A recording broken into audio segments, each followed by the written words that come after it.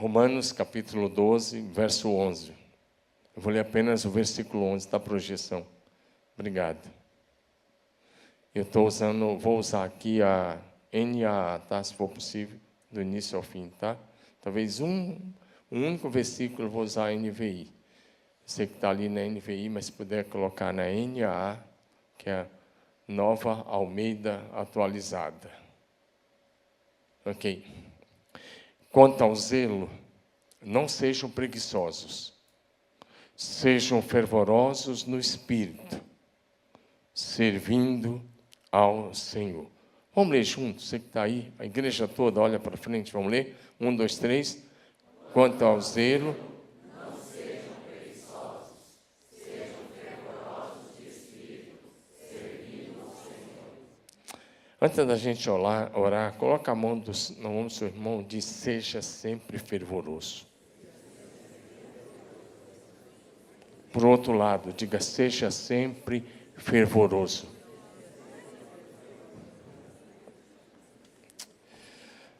Curva a sua cabeça. Pai Celestial, nós somos tão gratos por esse dia. Nós te louvamos por esta linda igreja, pela vida do pastor Sebastião, a irmã Sueli, a sua casa, a sua família, pelos líderes, pastores dessa casa, pela a liderança. Nós te louvamos, nós abençoamos cada pessoa. A minha oração é que o fogo do teu Espírito venha sobre cada coração nesta hora. Que o Senhor incendeie o teu povo, os teus filhos, com a tua maravilhosa presença. E, Pai, aumenta o fervor em cada coração. Nós te agradecemos, nós te louvamos e nós te glorificamos. Oramos com fé e gratidão em nome de Jesus. Diga amém. Amém. Diga de novo: seja sempre fervoroso. Seja sempre fervoroso. Agora você pode sentar.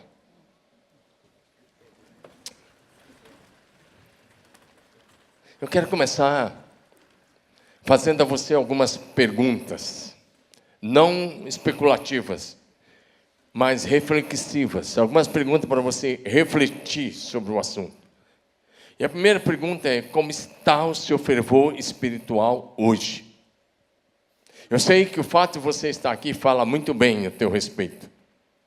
Mas eu preciso fazer essa pergunta: como está o seu fervor espiritual hoje, agora? Segunda pergunta: você ainda está apaixonado por Jesus? Jesus ainda é a sua grande paixão? O seu primeiro amor por Jesus está vivo?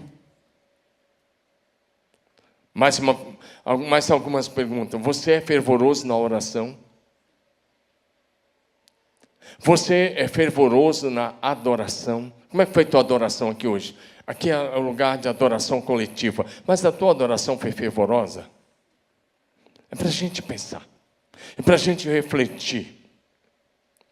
A sua oração em casa é fervorosa?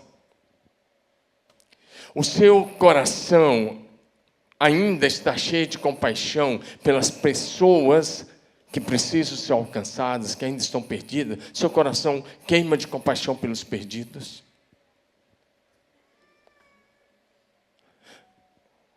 Mas, duas perguntas. Você conhece a Jesus de com Ele caminhar?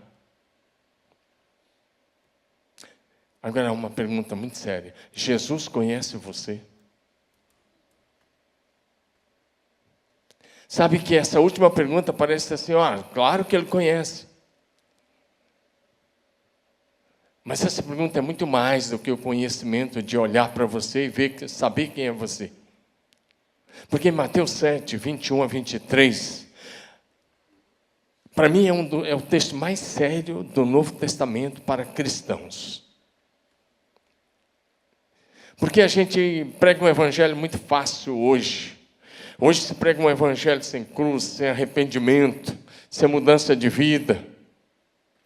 Um evangelho que não aponta mais para a glória da eternidade. Um evangelho que não fala de renúncia, que não fala de inferno, e que quase não fala do céu, e que dificilmente fala da segunda vinda de Cristo. É só você dar uma olhada nas redes sociais. Dá uma olhada.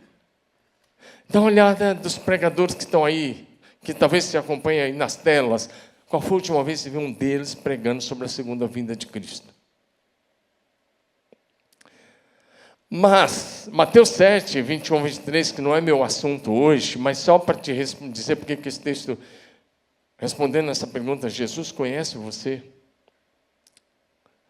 Jesus vai dizer assim: nem todo aquele que me diz Senhor, Senhor entrará no reino do céu, mas aquele que faz a vontade do meu Pai que está no céu. E em seguida Jesus disse: muito me dirão naquele dia: Senhor, Senhor, em teu nome nós expulsamos muitos demônios, em teu nome nós fizemos milagres, em teu nome nós profetizamos. Mas essas pessoas vão ouvir assim de Jesus: afastem-se de mim, vocês praticaram iniquidade. Jesus diz: eu não conheço vocês. Por isso que essa pergunta é cabível. Jesus conhece você? Ou seja, há um relacionamento de amigos entre você e Jesus. Ele é seu amigo, você é amigo de Jesus. É preciso sondar, presta atenção nisso, é preciso sondar o nosso coração diariamente. E é preciso que eu e você, que a gente faça uma sondagem do nosso coração toda noite, sem misericórdia e sem piedade. A gente tem que ter misericórdia dos outros e piedade dos outros, mas para sondar o nosso coração, tem que ser uma sondagem sem misericórdia e sem piedade. Porque se você sondar o seu coração com misericórdia e com piedade, você vai justificar os seus erros.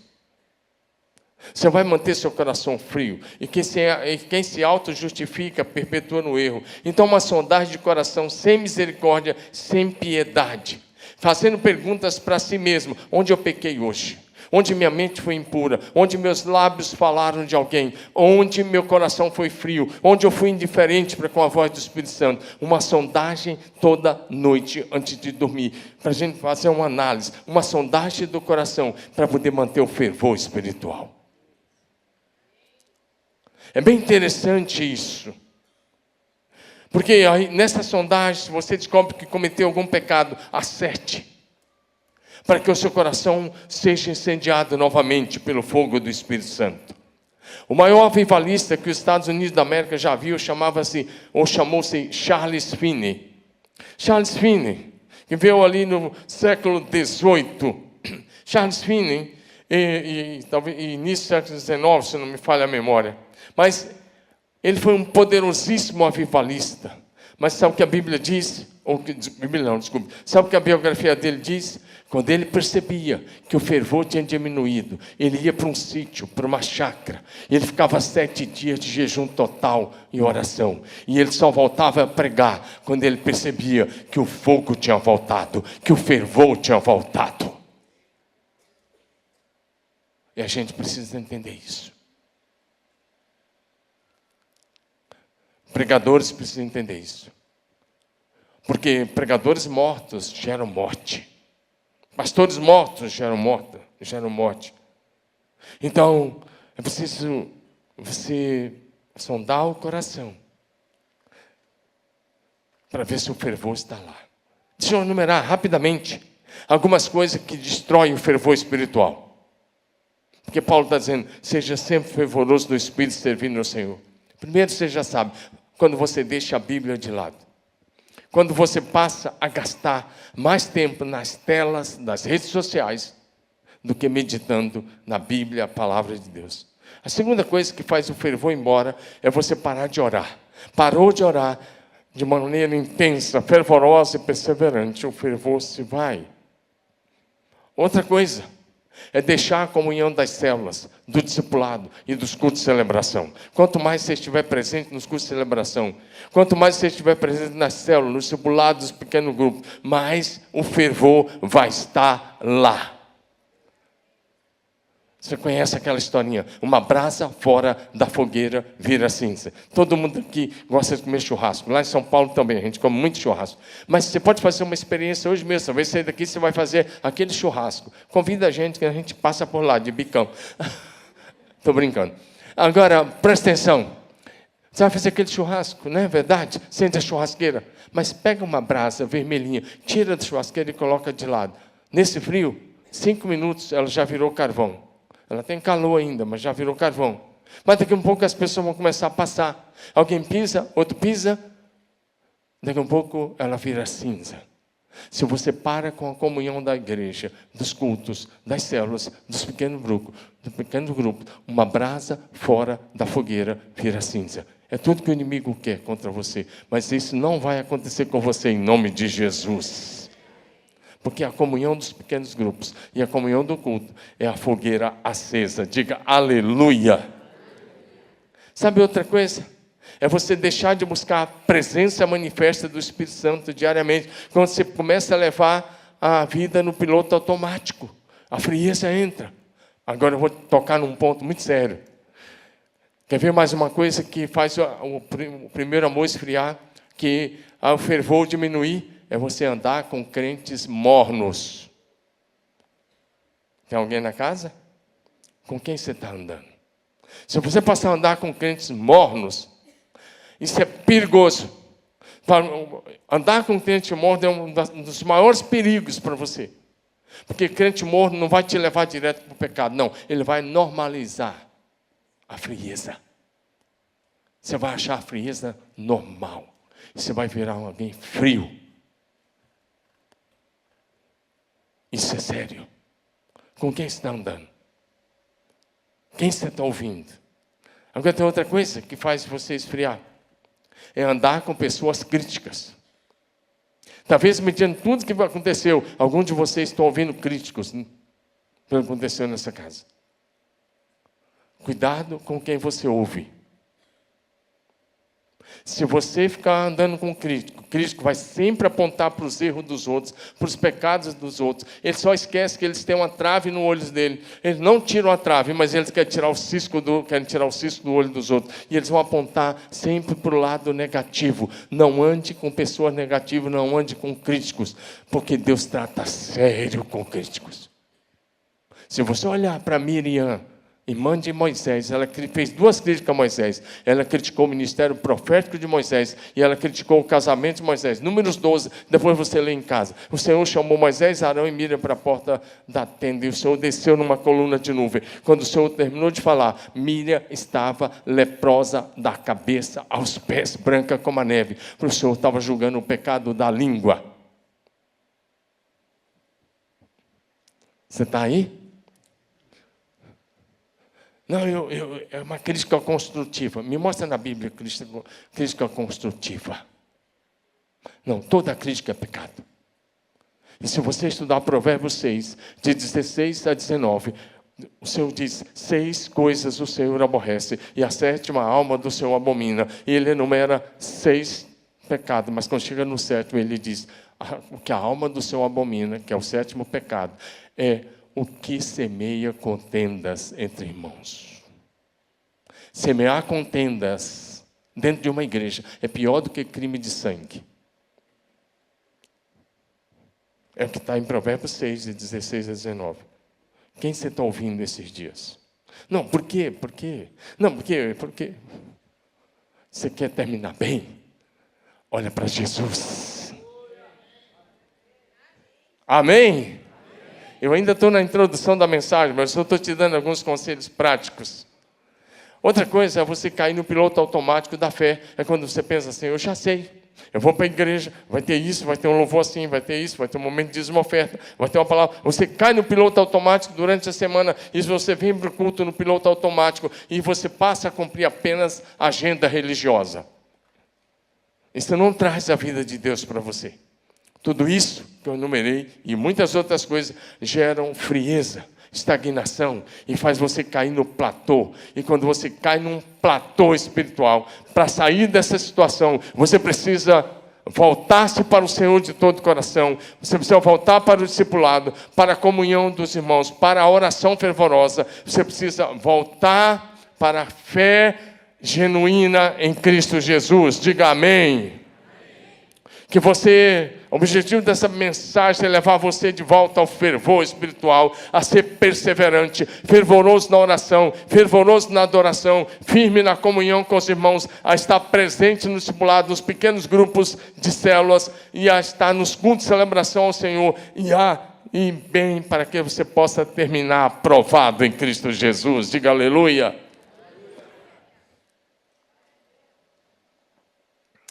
Em primeiro lugar, então, O fervor espiritual nos mantém no propósito para o qual Deus nos chamou.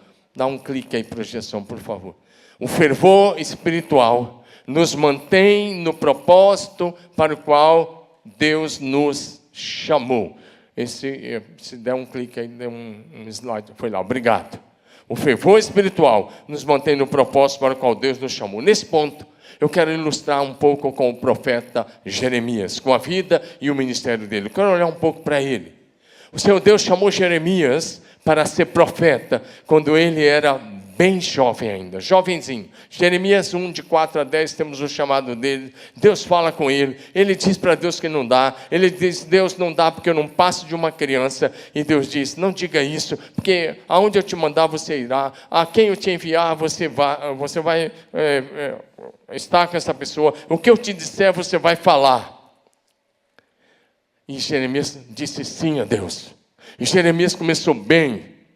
Ele foi bem no início, ele ficou fascinado no início, ele ficou feliz pelo chamado, porque ele era um representante do Senhor, voz do Senhor. Mas os anos se passaram. Sabe? Quando você se converteu lá atrás, você não via a hora de chegar ao momento do culto. Você não via a hora de vir para o culto, de ir para a célula, estar lá. Você estava lá no fogo. Mas depois os anos se passaram, não é isso? E a frieza foi entrando. E o fervor foi indo embora. Os anos se passaram na vida de Jeremias. E aí ele foi encontrando dificuldades, rejeição. Ele enfrentou sérios problemas no ministério profético. Israel rejeitou o ministério dele, a palavra dele. Então, Jeremias chega aqui no capítulo 20, ele vai recordar o chamado. Mas agora ele vai falar de forma totalmente negativa. Agora ele vai falar que a vida dele e que o ministério dele tinha se tornado motivo de zombaria dos críticos. Jeremias capítulo 20, versos 7 e 8. Olha o que Jeremias diz. Jeremias 20, versículo 7 e 8 diz assim: Tu me persuadiste, Senhor, e eu fui persuadido. Ele está dizendo, Deus, eu só fui para o ministério porque o Senhor me persuadiu. E ele diz, foste mais forte do que eu e prevaleceste. E aí ele diz, eu sou motivo de riso o dia inteiro. Todos zombam de mim. Porque sempre que eu falo, tenho que gritar e clamar violência e destruição. E ele diz para Deus, olha que ele está abrindo o coração com Deus. Ele diz, por causa da palavra do Senhor, eu sou objeto de deboche e de zombaria o tempo todo. Agora ele está desgostoso. Agora ele não está mais vibrando com o chamado. Agora ele está vivendo um momento difícil. Ou seja, naquele período, o profeta Jeremias estava enfrentando um período turbulento, marcado por sérios problemas, como eu disse, por resistências, circunstâncias difíceis, rejeição, frustração ministerial, tristeza e mais. Ele estava vivendo uma depressão profunda. Cuidado com isso. Cuidado quando você olha para a circunstância difícil. Isso vai te levar cada vez mais, se você valorizar isso, para situações mais difíceis. Olha o que está em Jeremias, capítulo 20, agora 14 a 18. Olha a depressão, olha o nível de depressão que o profeta está vivendo. Olha o que ele diz, maldito o dia que eu nasci. Quando é que você amaldiçoou o dia que você nasceu? Ele estava desejando não desistido. Maldito o dia que eu nasci, não seja bendito o dia que minha mãe me deu a luz. Maldito o homem, ele amaldiçoou o cara que deu a notícia para o pai dele. Maldito o homem que deu a notícia a meu pai, dizendo, nasceu seu filho, é um menino, causando-lhe grande alegria. Olha, ele vai lançar uma palavra de maldição na vida daquele homem. Que esse homem seja como as cidades que o Senhor, sem ter misericórdia, destruiu. Ele está lembrando de Sodoma e Gomorra. Que esse homem seja como aquela cidade, que ele seja destruído. Que ele ouça gritos de dor pela manhã e alarido de guerra ao meio-dia. Porque aí ele volta a falar, por que não me matou? Ele está dizendo para Deus, porque o Senhor não me matou no ventre da minha mãe? E ele fala uma coisa absurda ainda. Então a minha mãe teria sido, o ventre da minha mãe teria sido a minha sepultura. E ela teria ficado grávida para sempre. E aí ele diz mais, porque eu saí do ventre materno, tão somente para ver trabalho e tristeza, para que se consumo de vergonha os meus dias. Assim estava Jeremias, no fundo de uma depressão. por causa das frustrações, da rejeição, dos problemas que ele enfrentou no exercício do ministério profético. Como é que está a sua vida hoje? Como é que está seu coração hoje? Diante daquela crise toda, Jeremias não queria mais ser profeta. Jeremias não queria mais nem falar no nome de Deus. Jeremias estava arrependido de ter aceitado o chamado. Jeremias estava arrependido de ter nascido. Jeremias amaldiçoou o dia que ele nasceu, amaldiçoou o homem que deu a notícia ao pai dele, amaldiçoou o ventre da mãe. Ele desejou que a mãe dele ficasse grávida para sempre. Ele desejou que o Senhor tivesse matado ele lá no ventre da mãe. E diante de toda aquela crise, o profeta Jeremias queria parar. Dentro dele ele tinha tomado a decisão de parar. Ele queria desistir do chamado. Ele queria desistir do ministério profético que o Senhor lhe havia confiado. Mas tem uma coisa. Ele disse que ainda que ele não quisesse mais falar no nome do Senhor, ele diz que um fogo incendiava e queimava o coração dele. E esse fogo atingia até os ossos dele. Você pode dar um aleluia no seu lugar? E eu não estou contando a história de Jeremias para te deixar depressivo. Eu quero chegar exatamente nesse ponto para que o fogo volte a queimar no seu coração. Jeremias capítulo 20, versículo 9. Ele diz assim: quando pensei, olha o que ele diz. Quando pensei, não me lembrarei dele. Dele aí é o Senhor. Não me lembrarei mais do Senhor. Não falarei mais no nome dele. Ele disse: eu não quero mais lembrar de Deus. Eu pensei que eu não ia mais me lembrar e que eu não ia mais falar no nome dele. Ele disse: mas isso se tornou em meu coração como um fogo. Amém? E ele disse: esse fogo atingiu os meus ossos. A minha oração hoje é que o fogo de Deus incendeie seu coração outra vez. Que você se apaixone por Jesus outra vez. Eu quero dizer que eu conheço bem essa realidade de Jeremias. Eu me identifico com ele. Sabe por quê? Eu fui convertido ao Evangelho de Jesus aos 16 anos. Provavelmente por aí Jeremias tinha, quando foi chamado, 16, 17 anos. Eu fui convertido aos 16 anos, eu venho de uma família disfuncional. Mas eu fui convertido ao Evangelho de Jesus lá no norte de Goiás, na época, Tocantins, hoje, aos 16 anos de idade. Para ser mais preciso, 16 anos e meio. Mas sabe, com 21 anos já estava na faculdade teológica. Eu fiquei 4 anos na faculdade. Com 25 anos eu já era pastor ordenado, já no exercício do ministério. Com 25 anos, solteiro. E eu vim para Curitiba ainda solteiro. Eu assumi a Igreja Batista do Bom Retiro, aqui perto de vocês, solteiro ainda. E eu fiquei o meu primeiro ano aí, solteiro. E minha esposa era missionária da Convenção Batista Brasileira, da Junta Missionária Nacional do Rio Grande do Sul. Só que na época nós éramos só namorados e noivo. Depois de 1 ano, aí a gente se casou. Presta atenção nisso. Eu fui pastor no Bom Retiro 7 anos. Mas sabe, aqui em Curitiba não foi moleza, mas foi mais tranquilo. Era o início, né? Eu era aquele jovem de 25 anos, ordenado. E depois casei aos 26, ia fazer 26, ou com 26, casei, 26, isso mesmo, com 26. Mas lá em Marília, estou há 31 anos agora, na PIB de Marília. Eu assumi uma igreja bem pequena, tinha 100 e poucas pessoas na época. E sabe de uma coisa? Teve alguns momentos que eu enfrentei dias difíceis. Por umas 3 vezes eu enfrentei traição.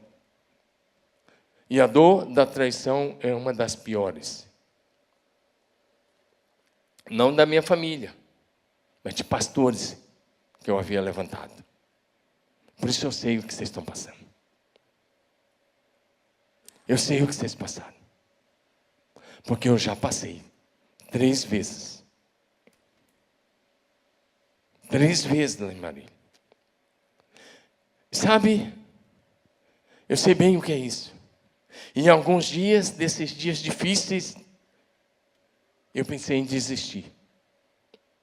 E sabe, quando eu estava pensando em desistir, e eu não falava nem com a minha esposa, mas todo dia, de manhã, eu ia para a igreja, ou todo dia à tardinha, o que vinha na minha cabeça é: para. Você não precisa mais provar nada para ninguém. Você pode parar. Essa não era a voz do Espírito Santo. Mas sabe, eu ia para diante de Deus. E aquele mesmo fogo que incendiou o coração do profeta Jeremias, aquele mesmo fogo vem sobre o meu coração, me incendeia e me coloca de pé, e me faz prosseguir, e me faz cumprir o chamado e o propósito eterno para o Senhor nosso Deus.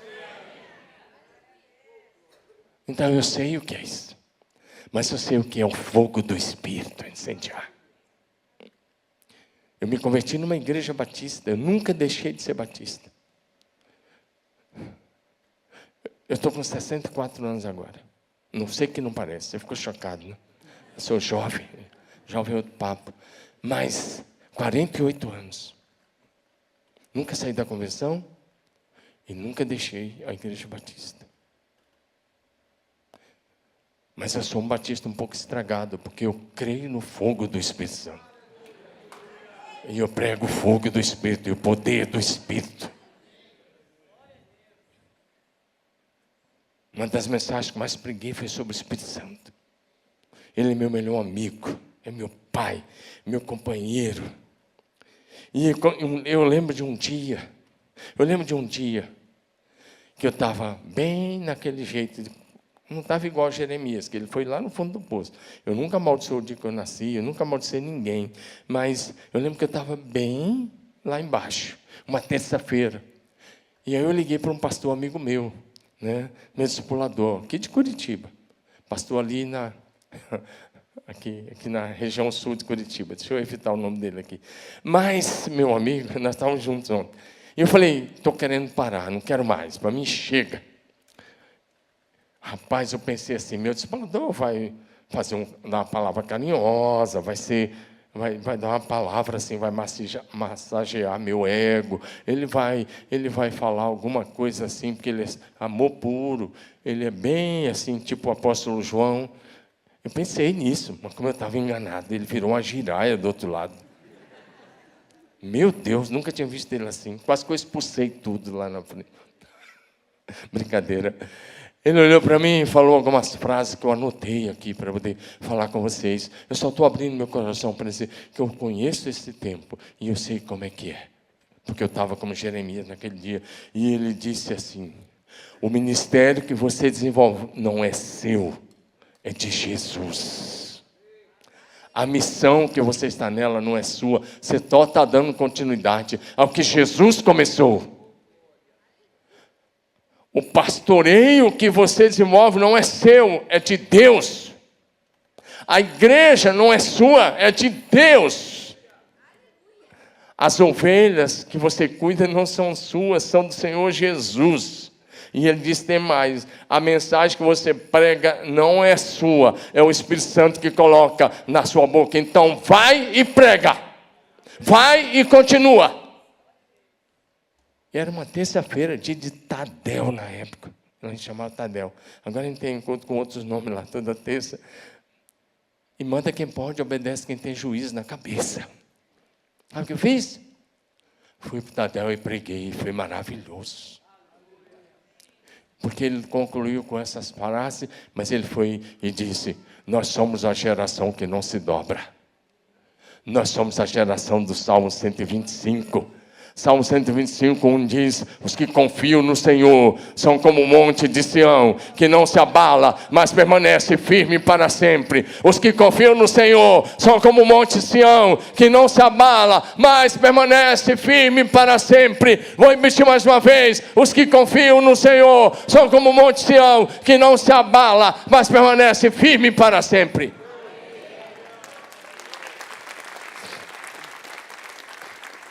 Nesses 48 anos, 38, como pastor de tempo integral, mas eu já tenho 39 anos agora de ordenada, que o primeiro ano eu não fiquei de tempo integral.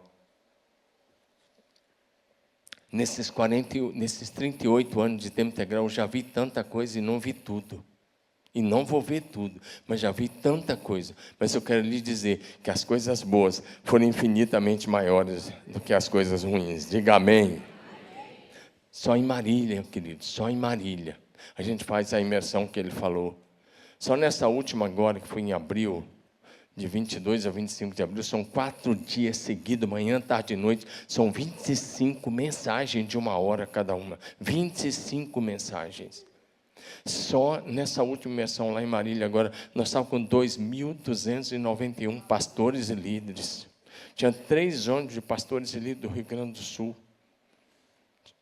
Tinha caravana de Santa Catarina, Paraná, Minas, tinha uns 3 ônibus, Tocantins tinha 4 ônibus, Bahia tinha uns 2 ônibus da Bahia, lá de Pernambuco também tinha ônibus, Mato Grosso, Goiás, nós estávamos com pessoas de 22 estados, mais o Distrito Federal, nós estávamos com pessoas do Japão, do Chile, nós estávamos com pessoas do Paraguai, nós estávamos com pessoas de vários lugares. Sabe quantas pessoas foram treinadas lá em Marília? Sabe quantos? Só em Marília. Mas eu já fiz mais 16 imersões fora, nas mais diferentes capitais. Só em Marília, mais de 25 mil pastores e líderes foram treinados lá gratuitamente. 4 dias. E se eu tivesse parado? Se eu tivesse ouvido meus sentimentos? Por isso eu te convido essa manhã, para de ouvir os seus sentimentos. Olha para Jesus outra vez. Ele não vai te deixar envergonhado. Você não vai ficar confundido. Olha para Jesus, prossiga, vamos juntos até o fim. Diga aleluia. Ao Jeremias. O Jeremias, você pensa que Deus pegou leve com ele? Jeremias achou que Deus ia pegar leve. Mas Deus não pegou leve com ele. O que o Senhor Deus fez com Jeremias foi chamá-lo ao arrependimento. Foi chamar de volta para o posto profético. O Senhor disse, se você voltar, Jeremias, a primeira coisa que Deus disse não foi se você voltar. Deus disse, se você se arrepender e voltar, Deus disse, você será o meu mensageiro, a minha boca, a minha voz para essa geração. Diga aleluia. Projeção, me ajuda aí com esse texto, Jeremias 15, 16 a 20. Olha o que está em Jeremias 15, 16 a 20. Porque aí, os capítulos não estão em ordem cronológica. Na verdade, esse capítulo 15 tinha que ser o 21. Ou o 20 tinha que ser o 14. Porque aqui é depois da toda aquela situação que Jeremias falou com Deus. Jeremias 15, né, de 16 a 20. Olha o que Jeremias vai dizer para Deus. Achadas as tuas palavras, logo as comi. As tuas palavras encheram meu coração de júbilo e de alegria, pois sou chamado pelo teu nome, ó Senhor. Ele está dizendo, ó, o início do ministério foi joia. Ó, eu estava cheio de júbilo, eu estava cheio de alegria. Ele disse, aí ele começa a lamentar. Nunca me assentei na roda dos que se divertem. Ele está dizendo, eu não participei das festinhas, nem me alegrei. Aí foi a decisão dele. Oprimido por tua mão, eu me assentei solitário.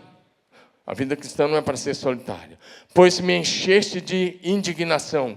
Porque a minha dor não... Aí ele fala, pergunta para Deus. Por que a minha dor não passa? E a minha ferida me dói e não admite cura.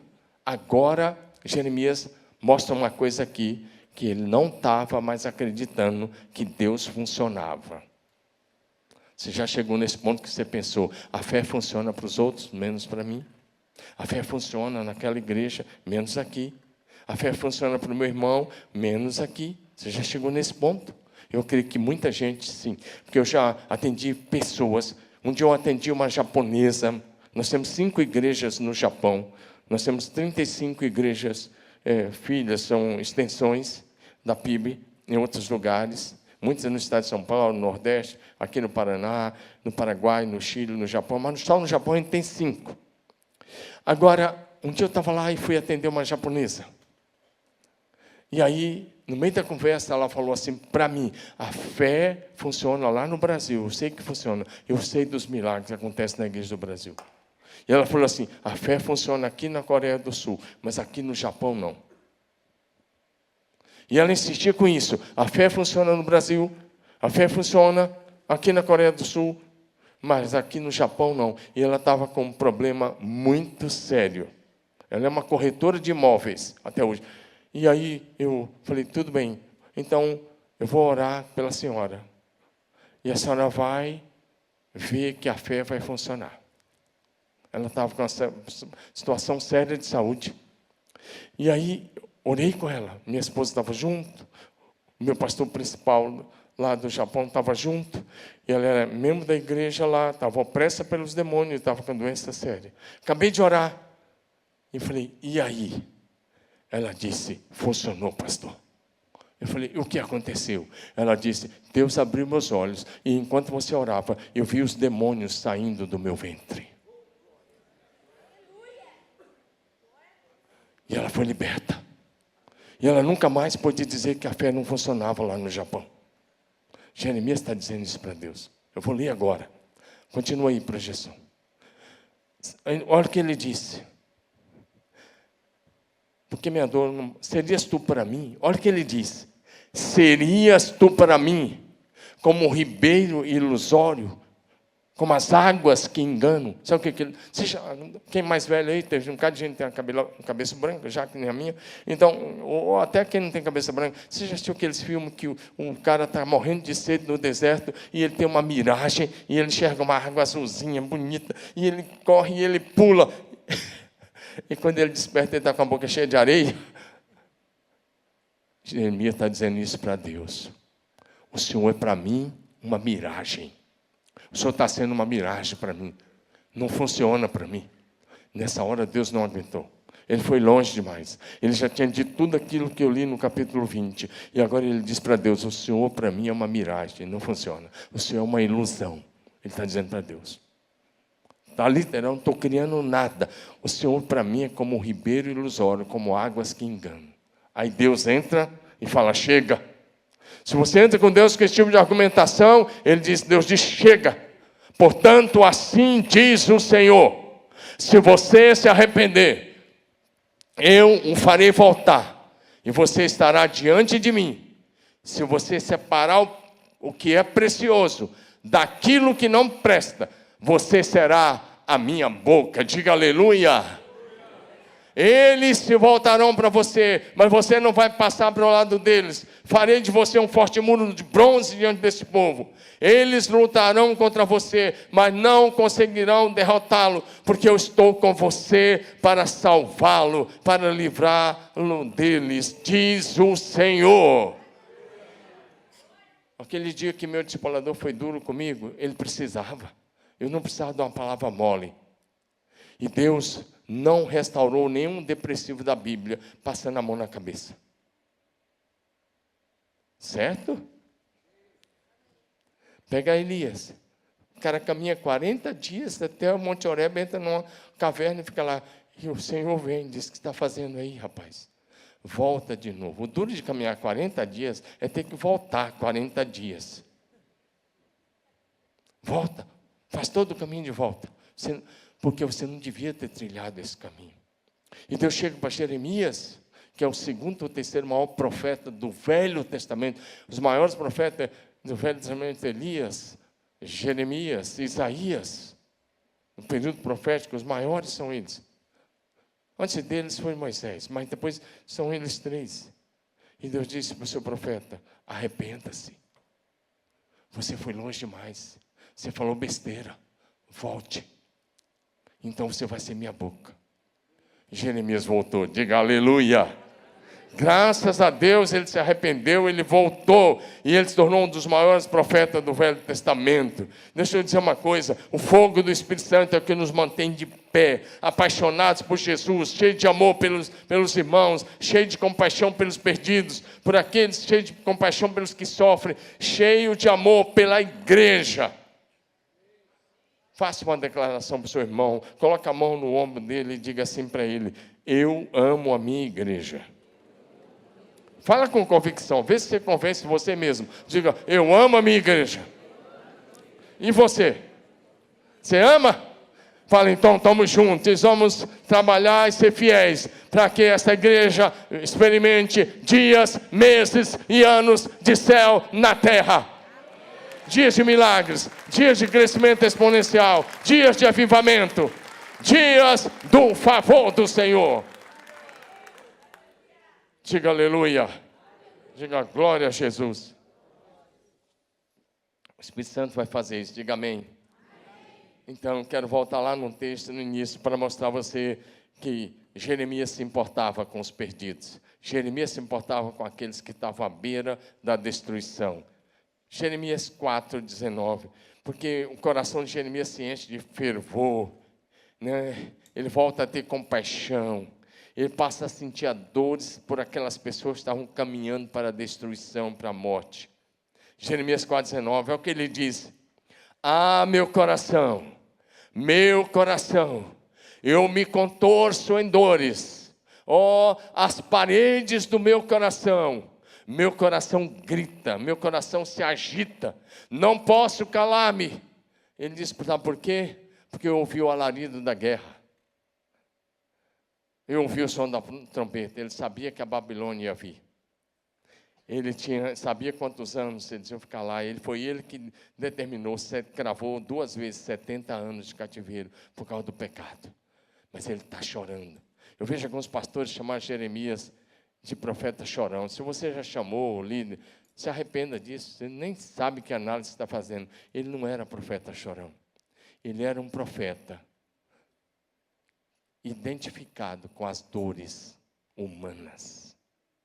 Que se identificava, que sentia a dor por que ia acontecer com o seu povo. Se você se identificar com a dor dos perdidos, com a perdição da questão caminhando para o inferno, você vai ser alguém chorão.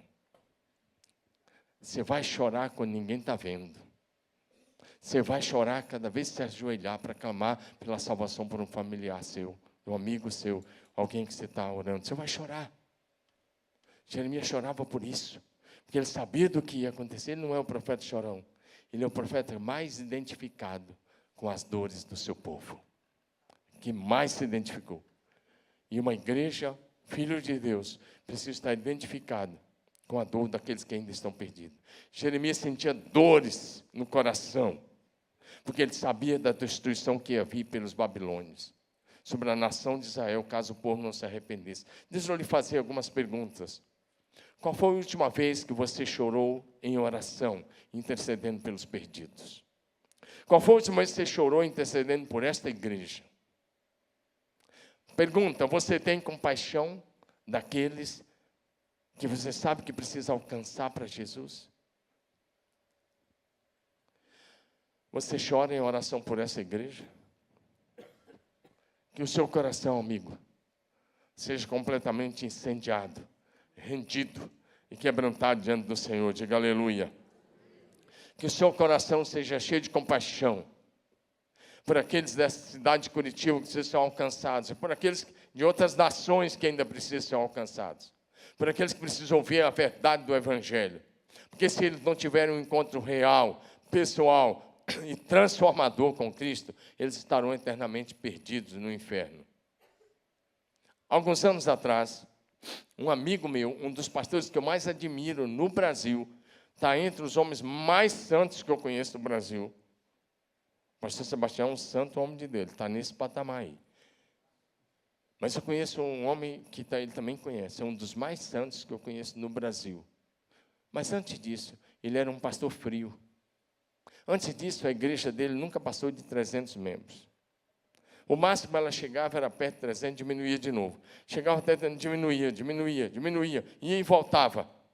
Efeito sanfona, parece aquele cara que vive tomando umas drogas para emagrecer e depois de alguns meses volta tudo de novo. A igreja dele era assim, ia e voltava. Então, com o cunhado dele, na verdade, que foi goleiro de um grande time no Brasil, e o cunhado dele é mais aberto, é mesmo da igreja dele, mas é mais aberto. O cunhado dele foi para uma conferência lá no Canadá, num avivamento que estava tendo no Canadá, com a esposa. E as esposas são irmãs. A esposa desse cunhado, claro, é a irmã da esposa desse pastor. Eu conheço a família toda. E eles foram e ficaram uma semana lá no Canadá, nessa igreja, e ao voltar,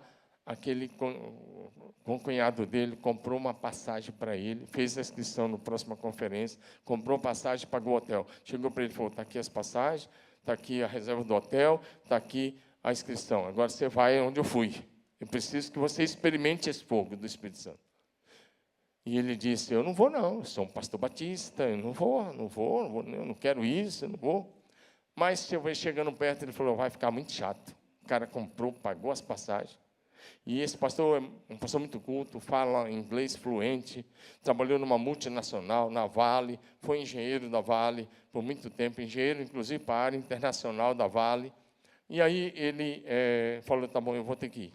E ele foi e ficou a semana na conferência. E chega o sábado já, a conferência acabando, a conferência ia acabar meio-dia, e já era 11 da manhã, por ali, e ele está lá numa luta incrível, depois de tudo que ele tinha ouvido naquela semana, ele está com uma luta incrível dentro dele, entre o sistema de crença, entre a tradição e viver um tempo de avanço, de avivamento. E quando ele está lá nessa luta, ele se levanta, e lá na parte de trás da igreja, uma senhora de cabelos brancos chega para ele e disse assim, é uma canadense, e falou com ele, e aí, você vai voltar para o Brasil do jeito que você veio mesmo? Ela nunca tinha visto ele, e ele nunca tinha visto essa senhora. E ela relata a vida dele. Sua vida é isso, é isso, é isso. Sua igreja nunca cresceu pelo que está dentro da sua cabeça. E ela fala, e aí, você vai voltar? Ele fala, não, eu quero... Ela falou, você quer experimentar algo novo? Ele disse, eu quero. Ela nem orou por ele. Ela só bateu a mão no peito dele e falou, receba o Espírito Santo. E ele caiu. É sério. Pastorzão batista, beleza. Excelente formação teológica. E ele cai lá, 11h30 da manhã. E ele ficou lá no chão até 1h30 da manhã. Pelo menos 14 horas lá naquele chão. E lá naquela igreja, quando, na época do avivamento lá, quando as pessoas caíam, eles não levantavam, não. A Rádio Big ficou uma semana caída lá, 7 dias. Fazia as necessidades lá, ele limpava e ficava lá. Só que hoje é a Raide. Ela já veio em Curitiba em algumas conferências aí da FIRE, né? Ela foi em Marília também já. Ela dirige um dos maiores ministérios a nível mundial. O Arco-Íris, lá de Moçambique, né? Trabalha com criança, orfanato, pregação. Agora, presta atenção. E esse pastor, amigo meu, disse que enquanto ele estava lá no chão, ele estava consciente, mas ele não tinha força para levantar. Ele ia orando. E ele disse que ele estava dentro de um labirinto. Que por mais que ele se esforçava para sair, ele não saía. Porque ele batia nas portas do labirinto e elas estavam trancadas. Então ele foi confessando os pecados. Não tinha pecado grave, não tinha adultério, não tinha nada, não tinha mentira, não tinha nada. Eles eram um cara santo. Mas lembra de Jó? Era íntegro, reto, temente a Deus. Meu amigo era assim, se desviava do mal. Mas Jó vai dizer no capítulo 42 que, embora sendo íntegro, reto, temente a Deus, se desviava do mal, ele conhecia a Deus só de ouvir falar. Era só na teoria. Ele não tinha uma experiência prática. E é isso que dá quando a gente enche a cabeça, senhores pastores, de teologia, mas o coração fica uma pedra de gelo. Então, isso não acontece aqui, né? Mas eu tenho 10 anos de estudos teológicos. Eu fiquei 4 anos no bacharel, eu fiquei 3 anos no mestrado, eu fiquei 3 anos no doutorado. Então, eu posso falar para vocês, porque eu tenho 10 anos de estudo teológico. Não é uma criança que está falando. É um cara que tem 10 anos de estudos teológicos. Então, posso falar. Olha para mim. E aquele meu amigo ia confessando os pecados da tradição. E à medida que ele ia confessando, o labirinto ia se abrindo. E quando chega lá, numa determinada altura, depois de horas lá, o labirinto se abre, finalmente ele sai. Só que quando ele sai, ele teve uma visão literal do inferno. Deus mostrou o inferno para ele. E ele está vendo homens, mulheres, executivos, homens de todas as idades, mulheres de todas as idades, jovens, adolescentes, que vinham na direção dele, mas não conseguiam chegar, porque eles caíram no abismo. Então ele caminhou, ele foi até a margem do abismo, e ele olha, e ele vê milhares e milhares de pessoas caindo no inferno. E ele vê os demônios, e ele vê o inferno, literal. E quando ele está olhando para o inferno, ele ouve uma voz forte: o inferno é real. O Espírito Santo falou em voz altível: o inferno é real. E ele diz para o Espírito Santo, eu sei. E ele ouve o Espírito Santo falar bem forte com ele de forma audível. Você sabe, mas você não se importa. Se eu perguntar aqui, quantos acreditam que o inferno é real? Eu acredito que 100% que estão aqui vão levantar a mão. Mas o problema é o mesmo. Você sabe que o inferno é real, mas você não se importa. Porque se você se importasse, você ia fazer de tudo para ganhar os teus filhos, tua família, para ninguém ir para o inferno. Você não ia ficar de braço cruzado. Se você tiver essa consciência, você vai falar no trabalho, você vai falar no mercado, no shopping, você vai falar no churrasquinho, na roda de amigo, você vai falar em todos os momentos, a tempo e a fora de tempo. Esse meu amigo voltou para Belo Horizonte. E Deus deu a visão das células. A igreja dele hoje, o ministério que ele dirige hoje, tem muito mais de 20 mil membros. Aquela igreja que mais que atingia era 300. Hoje são vários polos. Só dentro de BH tem mais de 20 mil membros. E eu só conheço 2 pessoas que treinam pastor e líder de graça no Brasil. Ele e nós lá em Marília. Os outros treinam, mas cobram bem.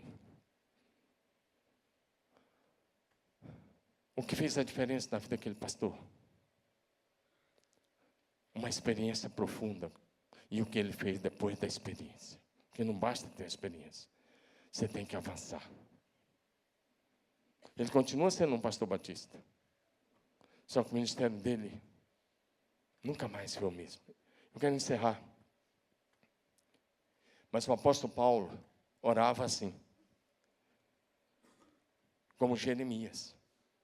Gálatas 4,19. Meus filhos, por quem estou novamente sofrendo dores de parto, até que Cristo seja formado em vocês. O que eu estou dizendo? Se houver fervor, você vai sentir dores de parto. Jesus, o nosso amado Jesus, a gente pensa que ele chorou só diante do túmulo de Lázaro. Mas o nosso amado Jesus chorou várias vezes. Lá diante do túmulo de Lázaro, João 11:35, está escrito, Jesus chorou. A gente até brinca, porque é um dos versículos mais curtos da Bíblia. Mas ele chorou porque ele se importa com as nossas dores. Com os nossos problemas. Você acha que ele não está olhando para o que essa igreja enfrentou? Mas ele vai erguer vocês. O futuro da Alameda é triunfo com Cristo Jesus. Amém? É triunfo. O que está à frente de vocês não é o caos. É a vitória retumbante em Cristo Jesus, o Senhor. Diga aleluia. Jesus chorou pelos habitantes da cidade de Jerusalém. Sabe por quê? Porque eles não reconheceram o tempo da visitação do Senhor. Olha o que está em Lucas 19:41 em diante. Quando Jesus se aproximou de Jerusalém e viu a cidade, olha o que a Bíblia diz, começou a chorar, dizendo, como eu gostaria que hoje você compreendesse o caminho para a paz. E Jesus continua dizendo o que ia acontecer, vocês vão ser cercados, a cidade vai ser destruída. Ele conclui no verso 44, dizendo, por vocês não reconheceram o tempo da visitação de Deus. A igreja precisa reconhecer o tempo que o Espírito Santo está visitando. E precisa responder positivamente a isso. Em Mateus 23, o lamento de Jesus é assim, chorando e dizendo, Jerusalém, Jerusalém, quantas vezes eu quis juntar vocês como uma galinha junto os pintinhos debaixo de suas asas, e vocês não quiseram. Ou seja, não vai dizer que meu Jesus é chorão, é que ele chorava por mim e por você. Quando você vai para Hebreus 5:7, projeção, só esse texto você vai colocar na NVI, e eu encerro depois aqui na sequência. Eu agradeço demais vocês. Por favor, igreja linda, lê comigo o que está nesse texto. Hebreus 5:7.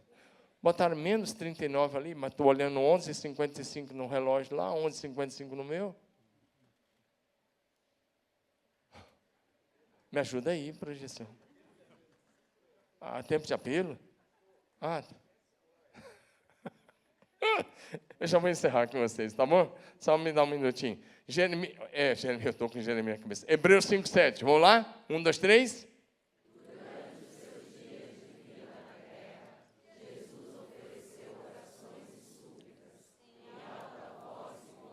Vamos ler de novo agora, bem mais forte. Só essa primeira parte, até onde vocês leram aí. Vamos lá, 1, 2, 3. Durante os seus dias de vida na terra, Jesus ofereceu orações e súplicas em alta voz e com lágrimas. Por que eu pedi vocês para repetir? Porque os professores de seminário, alguns teólogos vão dizer que esse texto tinha a ver com o Getsemane. Não é verdade. Não é verdade. Até um cego lendo em braille vai entender que durante os dias de sua vida na terra significa os 33 anos de Jesus na terra. Não o Getsemane. Ele chorou também no Getsemane. Mas durante os seus dias de vida na terra, o texto diz, Jesus oferecia sempre a Deus orações e súplicas, em alta voz, em clamor e com lágrimas. Eu não sei quem foi o abençoado aí, para não falar outra coisa, que alguns anos atrás começou a dizer, quando você tiver um pedido de oração, você ora baixinho para o diabo não ouvir. Você está dizendo o quê? Que o diabo é mais poderoso que Deus, se ele ouvir você orando em alta voz, não vai acontecer? Que cristianismo é esse? Que fé é essa? Jesus orava durante os 33 anos dele na terra. Eu penso que aí, se não for quando criança, mas pelo menos quando ele atingiu a maioridade, em alta voz e com lágrimas, sendo ouvido por causa da sua constante obediência. Para a gente fechar. Você quer encerrar? Quantos querem encerrar bem? Não gostei do amém. Quantos querem encerrar bem? Amém. Para encerrar bem, com fervor, você precisa de 3 coisas. Fala comigo. Lamparina, azeite e fogo. Diga de novo. Lamparina, azeite e fogo. E eu quero só relembrar as 10 virgens. 5 insensatas e 5 prudentes. As prudentes tinham lamparina, tinha azeite de reserva e tinha fogo. E quando o noivo chegou, elas estavam prontas. Mas as imprudentes não levaram azeite de reserva. O fervor se foi. A unção se foi. A presença se foi. E quando ouviu o grito, eis o noivo, só encontra, não tinham mais fogo e nem azeite. Fogo do Espírito. E não tinham mais a unção. Eles tinham só o recipiente. Isso não é suficiente. Então, o que acontece? Aconteceu, elas ficaram do lado de fora. E quando elas foram comprar e voltaram, dizendo, Senhor, abre-nos a porta. A resposta foi, não conheço vocês. Vou repetir, quer encerrar bem? Fervoroso. Fala de novo comigo. Lamparina, azeite e fogo.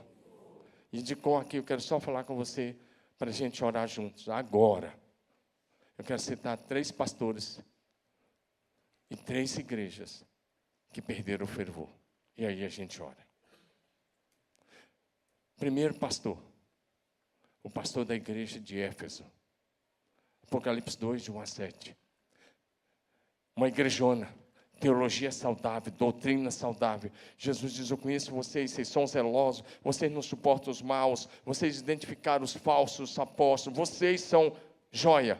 Mas só tem assim, verso 4 e 5, tenho contra vocês que você abandonou o seu primeiro amor. Só que não para aí. Diz, volta, arrepende, pratica as primeiras obras. Se você não voltar, ele diz, eu vou remover o candeeiro de vocês.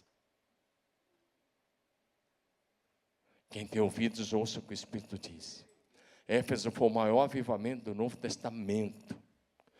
Jerusalém, você vai dizer, foi o maior. Não, Jerusalém não pode ser estudo de caso de avivamento, porque teve a diáspora, eles tiveram que fugir e teve a destruição da cidade. Mas Éfeso, depois de Jerusalém, foi o maior avivamento da história. Dezenas de milhares convertidos em Éfeso. Só os livros que queimaram em praça pública deu 50 mil denários. Está em Atos 19. Mas agora, 20 anos depois da morte do apóstolo Paulo, Jesus está dizendo, vocês abandonaram o primeiro amor, vocês deixaram esfriar. Segundo pastor, só estou passando rápido, o pastor de Sardes, A carta de Sardes começa. Assim diz o Amém, a testemunha fiel e verdadeira. Apocalipse 3, de 1 em diante. E diz assim: eu conheço você. Aliás, todas as cartas de Jesus dizem: eu conheço você. E sabe o que Jesus diz para o pastor de Sardes? Ali não é o anjo, é o pastor. Você tem nome de que está vivo, mas você está morto. Você hoje, você tem milhões de seguidores na internet. Você está muito bem com seus seguidores na internet. Você tem fama nas redes sociais, mas você está morto. Possivelmente você está seguindo algum morto na internet, espiritualmente falando. Você tem fama de estar vivo, mas você está morto. A palavra é direta ao pastor. E ele diz: consolida o restante que está para morrer. Aí ele diz: aí em Sardes eu tenho umas poucas pessoas que ainda não contaminaram as suas vestes. E essas que não se contaminaram vão andar de branco comigo. Lembra que eu falei: pastor morto gera morte? O pastor de Sardes estava matando a igreja. E o último pastor, o pastor de Laodiceia. Você pensar com esse da pastor da atualidade. Não, eu não vou citar pastor. Pastor de Laodiceia, Apocalipse 3, 14 em diante. A igreja de Laodiceia é uma igreja rica, que aponta para a igreja dessa época. Igreja rica, cheia da grana, muito dinheiro no caixa, pastorzão lá, coral, boa música, tudo certo. E sabe, Jesus vem. E o pastor fazia uma leitura de si mesmo, e a igreja fazia uma leitura de si mesmo. O pastor dizia: estou rico, está na primeira pessoa singular, estou rico e abastado, não preciso de nada. A igreja dizia: nós estamos ricos e abastados, não precisamos de nada. E Jesus veio com seus olhos como chama de fogo, e fez uma ressonância magnética de última geração. Tomografia computadorizada. Não, é muito mais do que isso. Eles falavam: nós somos ricos e abastados, não precisamos de nada. Jesus olhou para aquela igreja, para aquele pastor, para aquela igreja. E a primeira coisa que Jesus falou para ele: você não é frio e nem é quente. Você é morno. E ele disse: porque você é morno, eu estou a ponto de vomitá-lo da minha boca. A primeira coisa que Jesus falou: você é morno, você não é frio nem quente. Aí Jesus dá mais 5 qualidades do pastor. E da igreja. Ele olha para o pastor e fala: você é infeliz, miserável, pobre, cego e nu. Agora imagina o que Jesus falou desse pastor. Vai comigo? Morno, infeliz, miserável, pobre, cego e nu. 6 qualidades que eu não quero para mim e eu não desejo para você. Aí Jesus disse para o pastor e para a igreja: compre ouro refinado de mim, a verdadeira riqueza. Vestes alvas, que a vergonha da tua nudez espiritual não seja manifesta. Colírio nos olhos, colocar nos olhos, para que você enxergue a realidade. E aí ele diz: eu repreendo e eu disciplino aqueles que eu amo. Você foi zeloso e arrepende. Eu estou à porta e bato. Se alguém ouvir a minha voz e abrir a porta, com ele cearei e ele comigo. Jesus estava dizendo: volte ao fervor. Para o pastor de Éfeso, ele está dizendo: volte ao primeiro amor.